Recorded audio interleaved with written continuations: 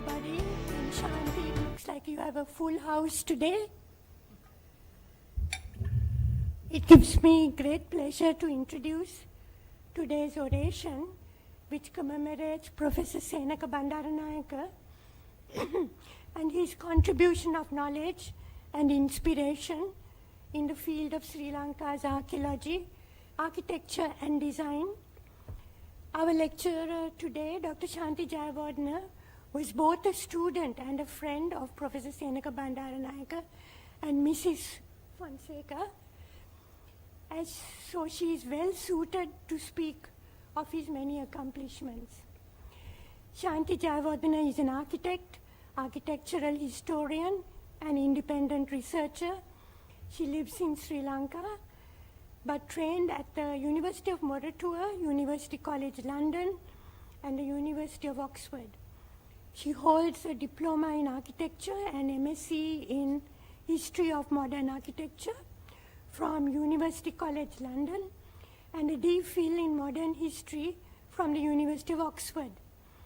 She has taught history and design in the UK and Sri Lanka, and her special research interest is on the intersection of Imperial and South Asian architectural historiography.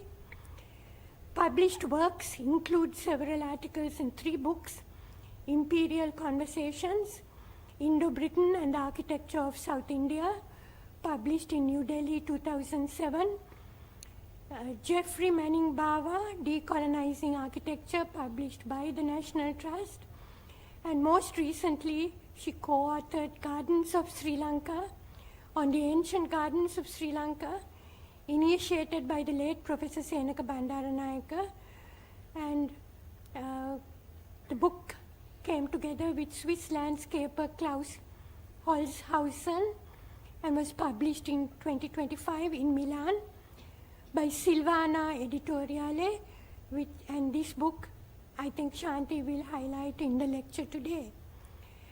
Last October, the National Trust held an event on the 20th anniversary of its founding. On that occasion, we remembered Dr. Roland Silva, and today we appreciate the contribution of Professor Senake Bandaranayake. They were friends and unique individuals who could walk with the leaders of the land, comfortable with the world outside, and yet able to relate to the lowest workers on their sites. Together, they built a number of institutions indispensable in conserving Sri Lanka's heritage assets, both tangible and intangible, from the Central Cultural Fund to the Postgraduate Institute of Archaeological Research to ICOMOS and our National Trust, Sri Lanka. Their knowledge of this land was enormous, and yet they carried this wealth of knowledge lightly in unassuming ways.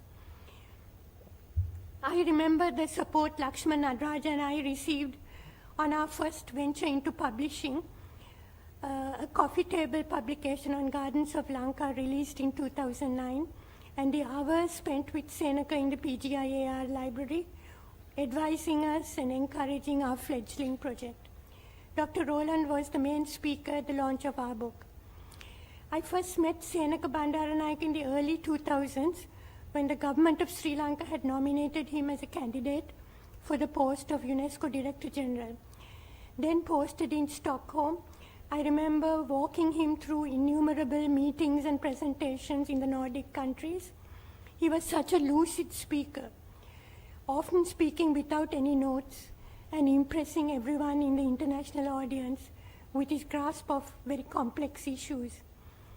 Later on, Foreign Minister Lakshman Kadirgama asked me to return early from Stockholm to set up the Sri Lanka Institute of International Relations, SLIR, now known as the Kadirgama Institute.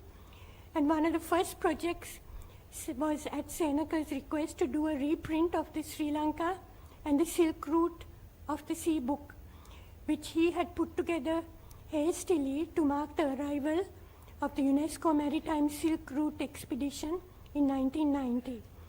Painstakingly corrected by Senake and with a new foreword from the then current minister, we managed to persuade Christopher Dias at Printpack to print the revised edition in 2003, which sold out in a matter of months and is now found only in selected libraries.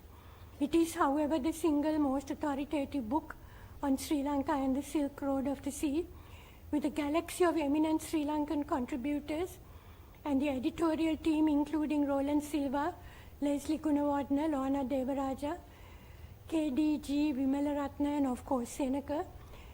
And they have so many rare maps, sketches, and photographs in this book.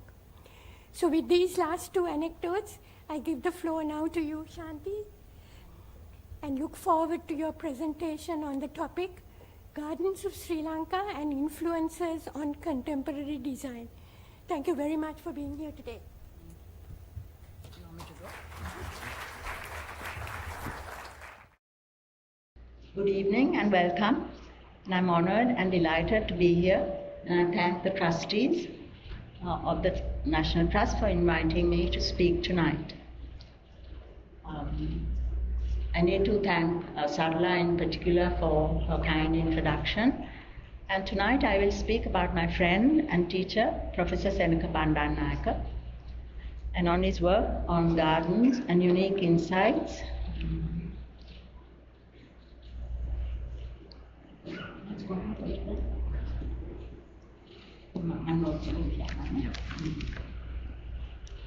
I'm sorry, I haven't got used to their computers, so I will speak about his work on gardens and the unique insights into the lost roots of Sri Lanka. He was a founder member of the Trust and took a lead role in its activities and also in its growth. And I would also like to remember at this point Manel and Klaus, who are both missing. I will miss them. And Michael Jacob, who edited this book, but he's in Switzerland, I think, and we haven't met him yet.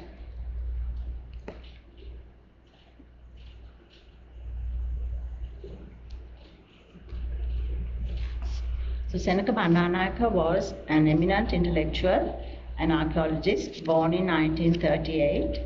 He was a part of that remarkable generation of post-independent intellectuals such as Martin Wickramasinghe, Chitrasena, or George Heath. Senake was also an art and architecture historian, a poet, a modern art author, social critic, institution builder, and ambassador and administrator in the country. To begin with, we put this picture of the Parakrambahu Samudra to remind ourselves that water supported the culture of gardens in the island. Here, water management is both a source and a product of an advanced technology of irrigation, and water gardens are a medium of expression for the elaborate aesthetics of Sri Lanka's garden art. The garden book referred to in the title was published last year in Milan, and I will speak about it in more detail later. The book was, of course, conceived by Senake, and it unfolds his vision and deep understanding of a subject that ranges across the grand scale and complexity of a garden such as Sigiriya to the intimate and forested meditation monasteries. Senake's postgraduate work was directly concerned with architecture.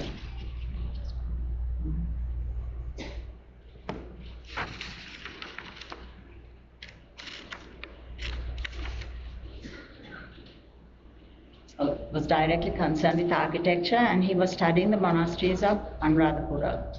The title of his B.Lit dissertation was The Vaulted Brick Temples of Polonnaruwa, and I don't know if it was published, I haven't seen it. And that came out in 1972, and this is his second book, and this was what he was working on when we referred to that subject of the monasteries of Anuradhapura. And his contribution to the intellectual landscape of archaeology and arts is very well known. But his contribution to architecture is perhaps relatively less well known. And so tonight I hope I can unravel that omission.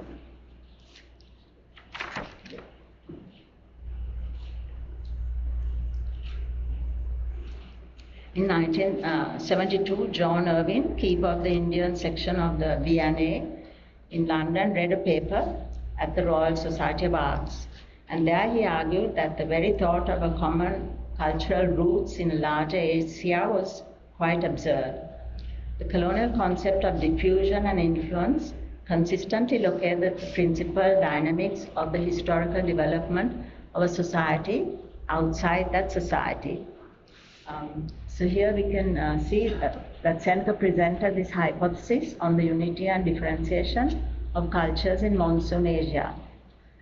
What Senake did was he theorized a common geography and a history for Monsoon Asia, and he challenged the inherited history theories of diffusion and influence invented by colonial intellectuals.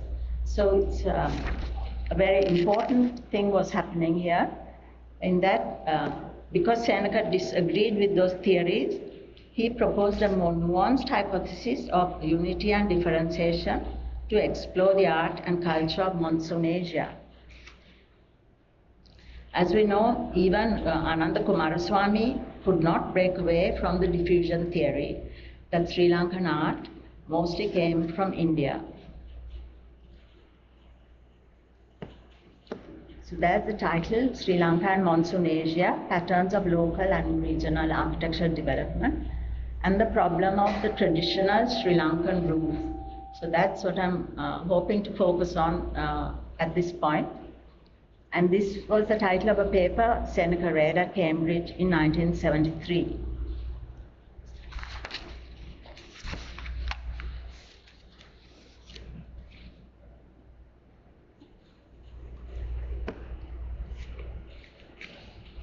So now we know the title is Sri Lanka and Monsoon Asia, Patterns of Local and Regional Development and Architectural Development, and the Problem of the Sri Lankan Roof. So that's the title of the paper that he was looking at. And what I want to point out to you is this,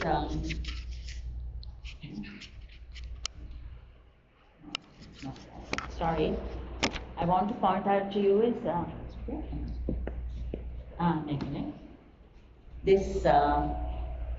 this was the problem that he was referring to, that wherever you went in Anuradhapura to study, none of the buildings had roofs. And maybe you still see a lot of them like this. And at least today we have some more greater consensus on what this roof was like. But at the time, the problem was this: the buildings were roofless and no one knew what they looked like. Senake asked what was the shape and nature of the roofs, which must once have been the most dominant aspect of these ancient buildings. So the buildings he was looking at, there were more than over 500 monastic sites in Sri Lanka, and he was looking at the brick structures in those sites, where most of them had no roofs, and they were monastic sites. So the nature of the superstructure had been discussed in local archaeological circles at least since 1899. So from the time the British set up the Department of Archaeology, this subject had come up. But so far no consensus was achieved as to the roof shape or the materials of the roof.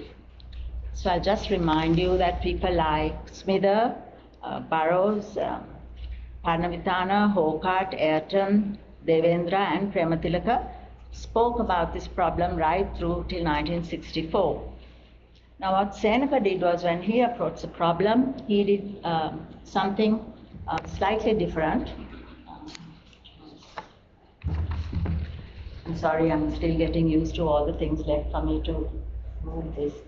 Okay, what he did was, he proposed two types of roofs for this region. The two main roof types differentiated in their technical composition and function. And the first was a wholly masonry building type with roofs that were pseudo towers. That's what you're looking at here. And we have 3 of them in Sri Lanka. So these are very different to the ones I showed you before with all the columns. And they have these, what Senake called pseudo towers, that they were there for monumental purposes and not for architectural ones. and they can be seen in Cambodia, Laos, India, Indonesia, and marginally in Sri Lanka.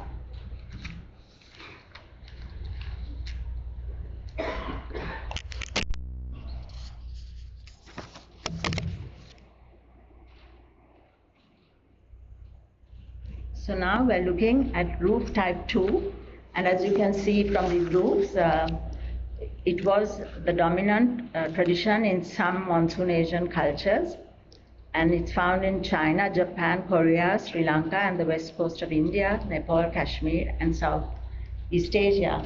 The thing about this is this masonry base and a timber and tile roof. And here you have the tile roof on its own, but both have this soaring roofs, which is is present in these buildings in the places I mentioned. But the materials were more perishable in these buildings than they were in the type of ruins you saw earlier, and therefore today type 2 lacks a superstructure, whereas these, from these dates, you can see they're older, but they're holding their superstructure. As far as I know, scholars had not reached a consensus as to the nature of roof type 2 until around 1980, when the new parliament buildings materialized. So I'm talking about the parliament buildings at Kotte here.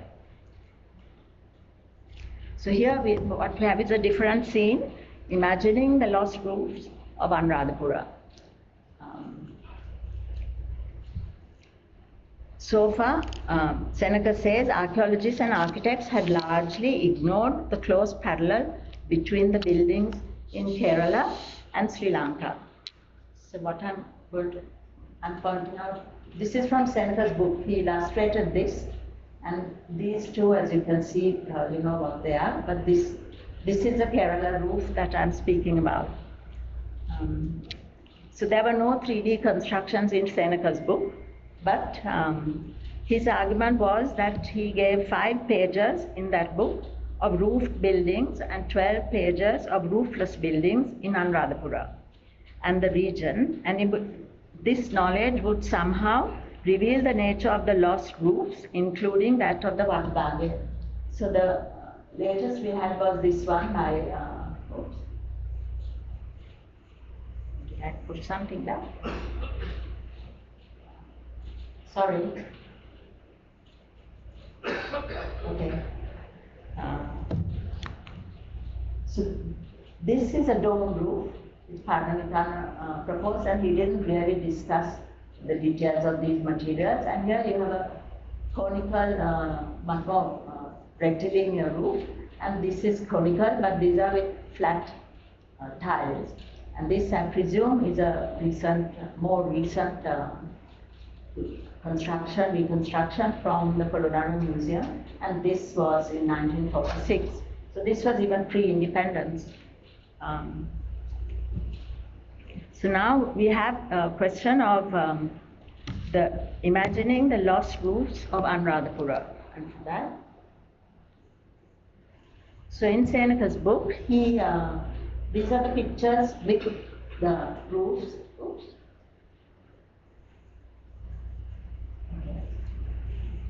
That's a picture with roofs, and these are the sketches he produced. And this is a very recent reconstruction of the Lower Mahaya by this gentleman who's mentioned there. So you can see that he is drawing from the same tradition that Senake argued would have been the dominant tradition in our region.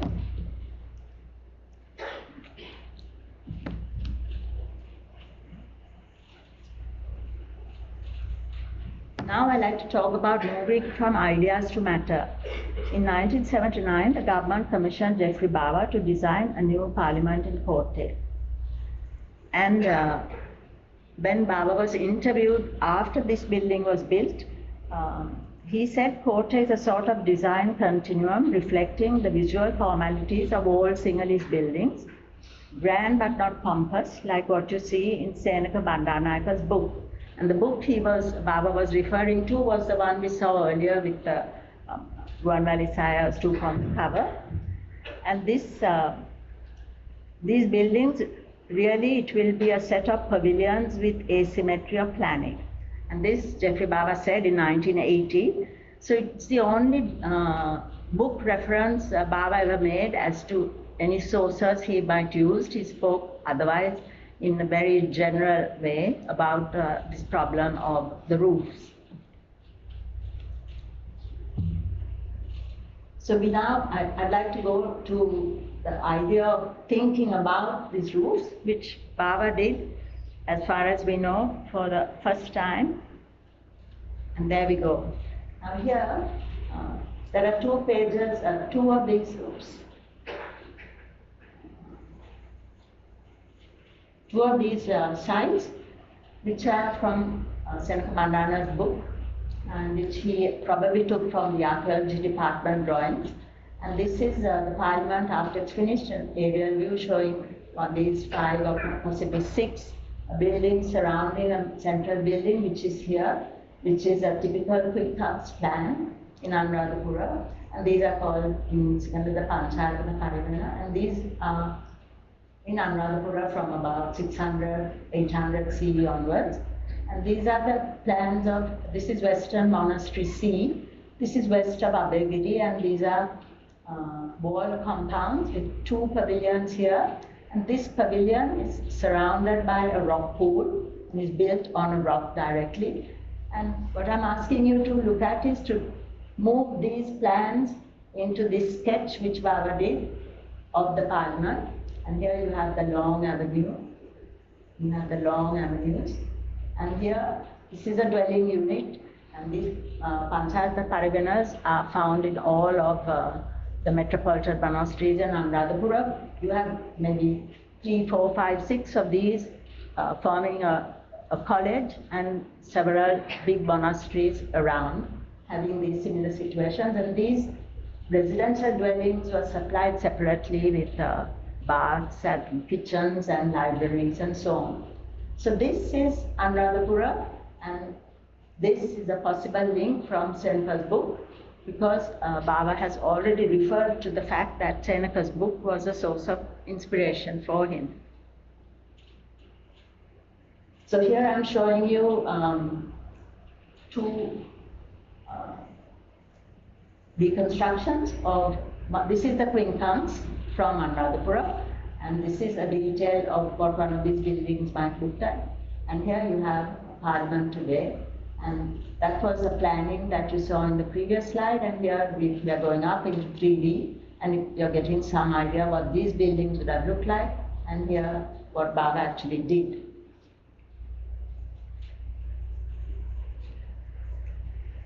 Here you're looking at a summer palace in Siberia, and it should take you back to the fact that the Parliament building sits on water at some level. And that's because Sri Lankan royalty had a predilection for building pavilions surrounded by water. And this is a summer palace. And in Abhayagiri, part of its water gardens has a similar, or it has a what called a Diguvil, very long pool, which you'll see in a minute at Anmasuyana, but the Abhayagiri one is not excavated. So here we have the finished version of that earlier one, and I call this Echoes of Anuradhapura because you can see, if you go backwards,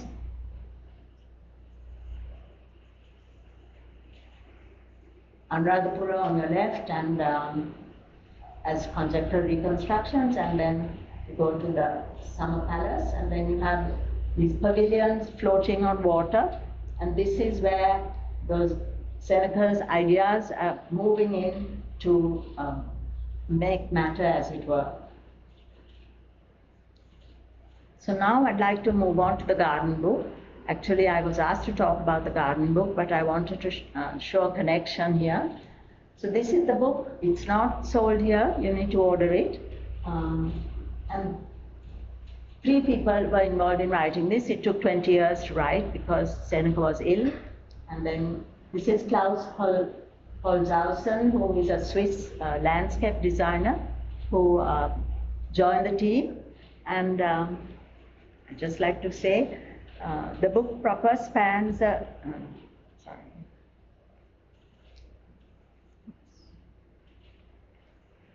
Okay. The book proper spans the genesis and fruition of Senaka's vision of the magical gardens of Sri Lanka. And something convinced him that there was a story to be told about these gardens. And so he would express his views that he thought there was something beautiful about the gardens, and it would be a wonderful book. And hopefully it will inspire others to enjoy and explore the complexities and depth of ideas embedded in the Sri Lankan gardens. So that's the content of the book. You can see the chapters. And I'd like to move to colonial historiography before we get into the meat of this talk.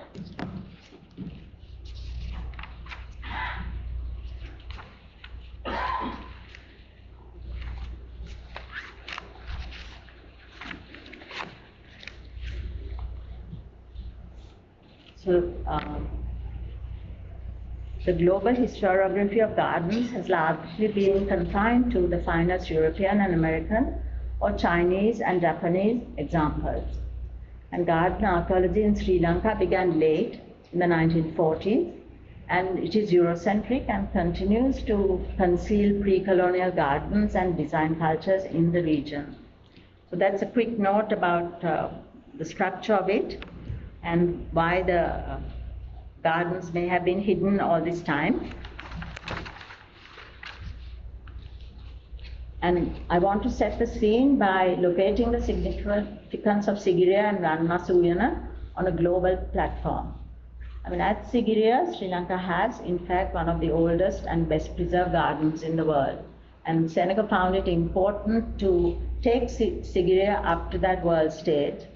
And others, such as Dambula and Murikirigala, they embody a living legacy of garden design, and they boast distinctive historical shifts and continuities that are seldom paralleled elsewhere. And Senaka proposes that the boulder and terrace typologies of gardens in Sri Lanka marks a particular Sri Lankan contribution to garden history worldwide. So those are the three main things you will get out of this book, is setting Sri Lanka's garden on this world stage and saying what is it that makes them so special.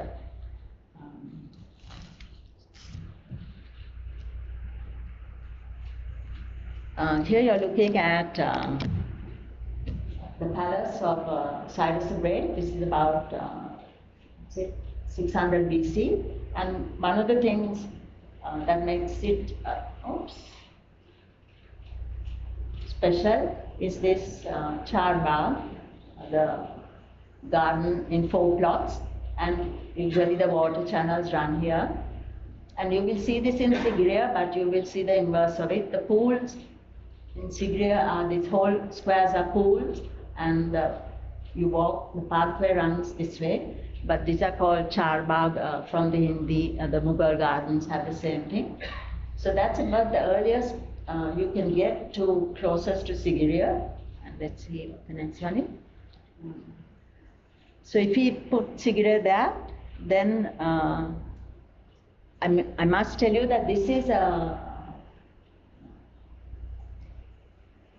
a conjectural reconstruction. If you go to the site, you can't see anything like this. You have to imagine it in your mind and know something about these reconstructions. Whereas Sigiriya is also mostly roofless, but you have a much better preserved site. And to put it in a global context, we are looking here at a Mughal garden. A Mughal garden in the bottom here. Oops. I don't know what's happening, sorry folks. So on top is the gardens at Versailles. As you can see, they are from the 16th century, and over on the left, the Hadrian's Villa Adriana, and this is a Mughal garden from about 1600. So you can see the level at which Sri Lanka is able to pitch her gardens and sit within this framework of global ideas. So these are the renowned 17th century gardens of the Sun-King Chateau at Versailles. That's the one on top. And the rest I've explained to you. So now we are going to look at Royal Gardens. And this is Sigiriya, as you can see. You can see the charbagh here. Oops.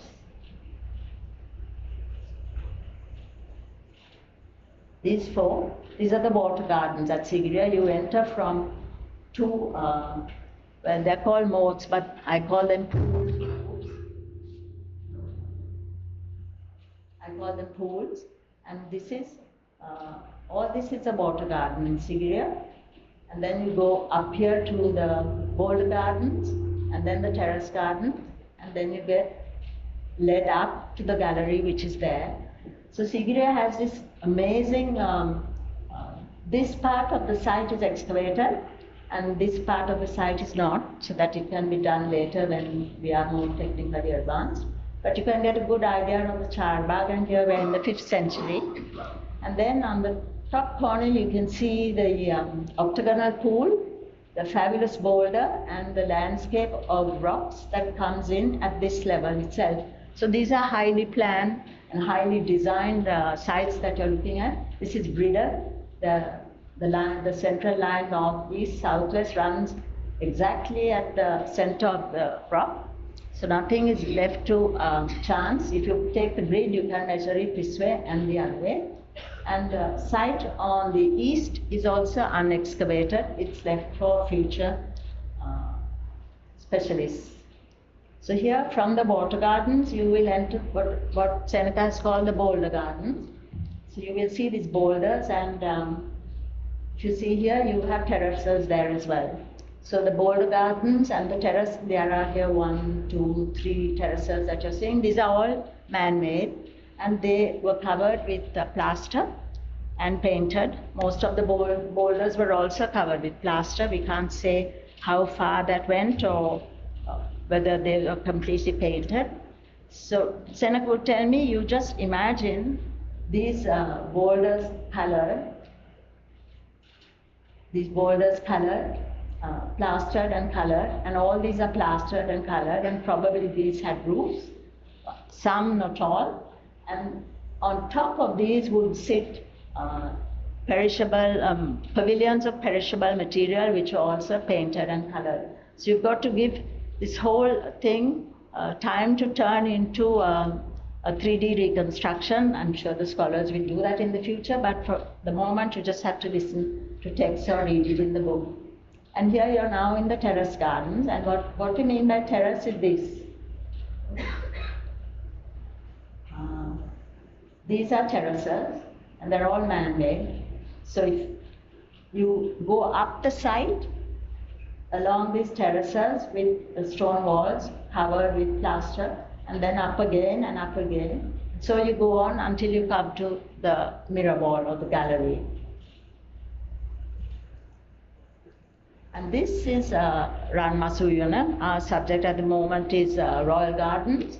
So we are looking at, this is the site, and what's magical about this site is these 3 diguville, these long linear pools, run parallel to the Tisavaba on the outside.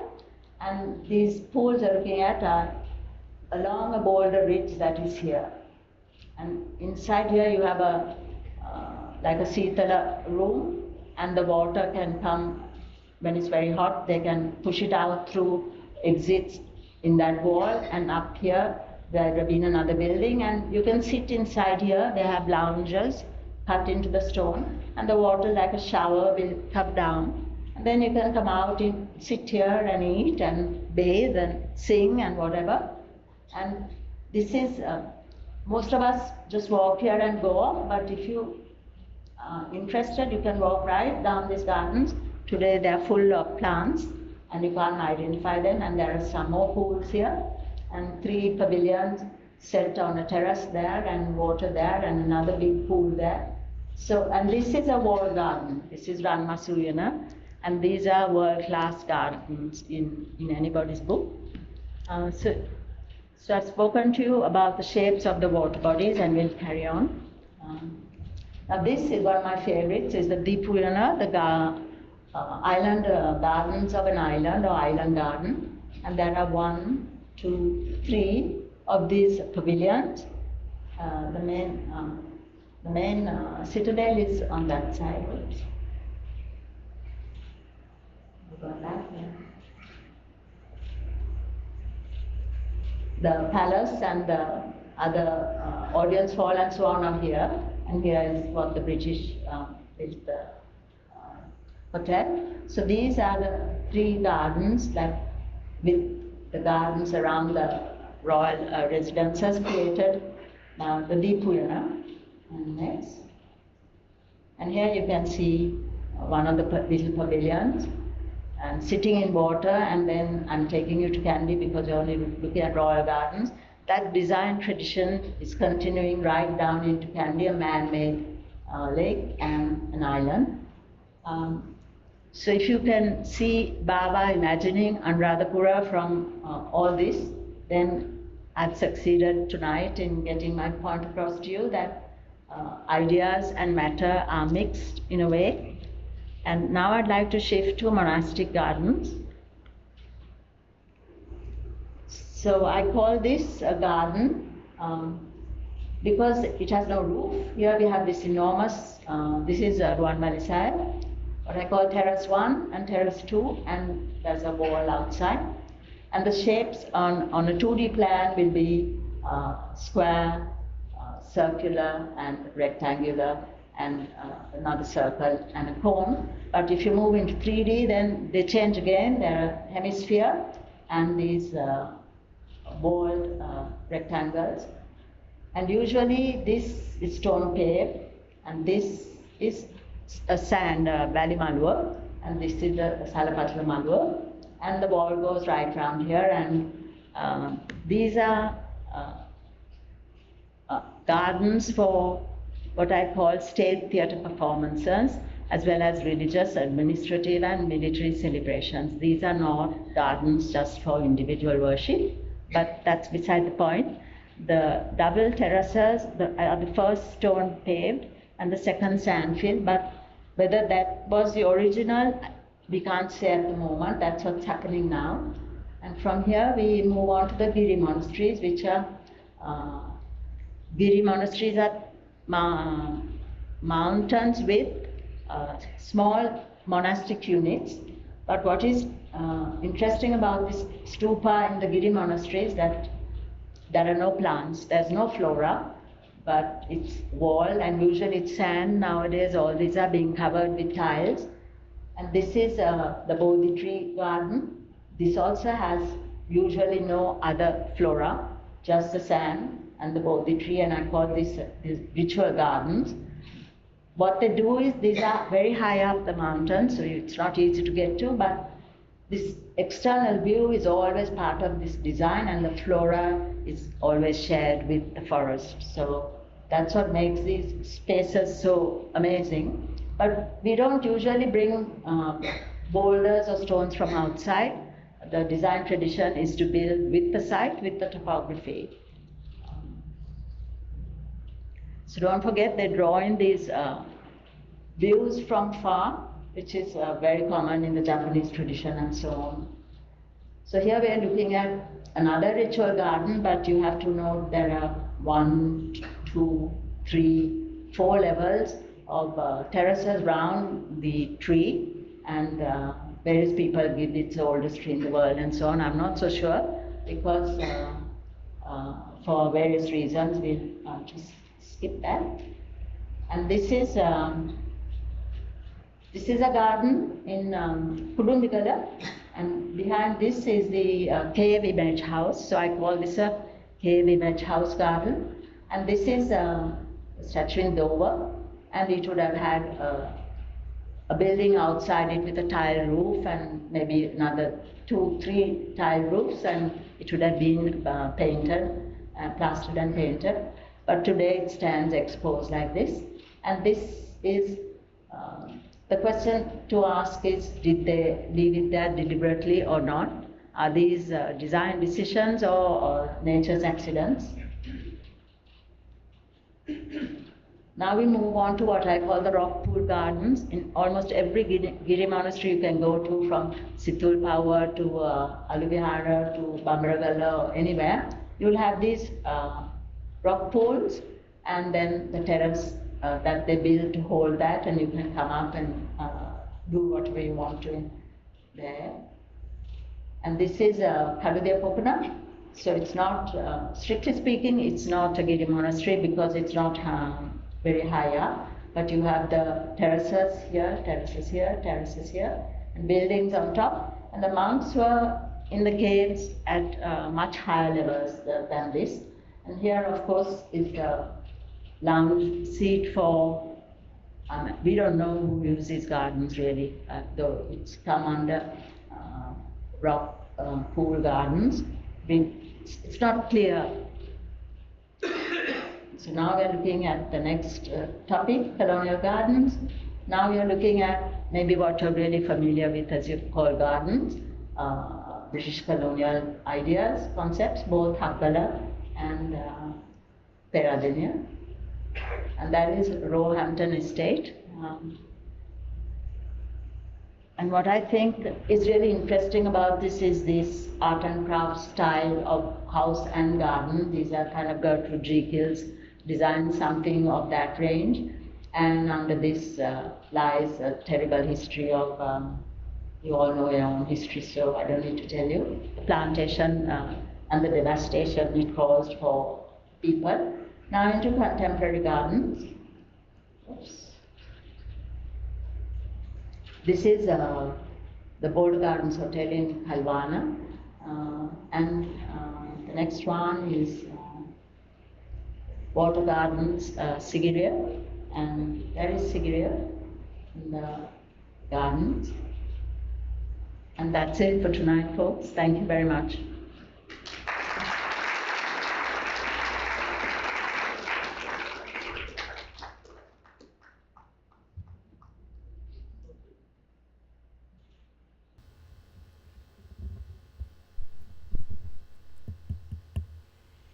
Thank you very much, Shanti. I'm very sorry to tell you that since it's an oration today, we are not having a question time, but Shanti will be here, and I'm sure many of you who have questions will be able to talk to her in the next segment, which is the fellowship and hospitality part of our event today. Shanti, thank you very much. You not only told us something about Seneca's vision and the new book, but I think you interested all of us to go back and look at these sites and see them in different eyes. So thank you very much. I had not noticed the concept of the Charbagh, for instance, and obviously that is extremely key to understanding the Sri Lanka gardens. And I thank you very much for being here and for taking the trouble. I think, in fact, are these slides your own or from the book? Because they're really very beautiful slides. On the gardens is from the book. So Shanti says they're all from the book. And I'm sorry we don't have a copy of the book to show you, but I'm sure you'll be able to access it online. So thank you very much, and please join us for fellowship outside. Thank you.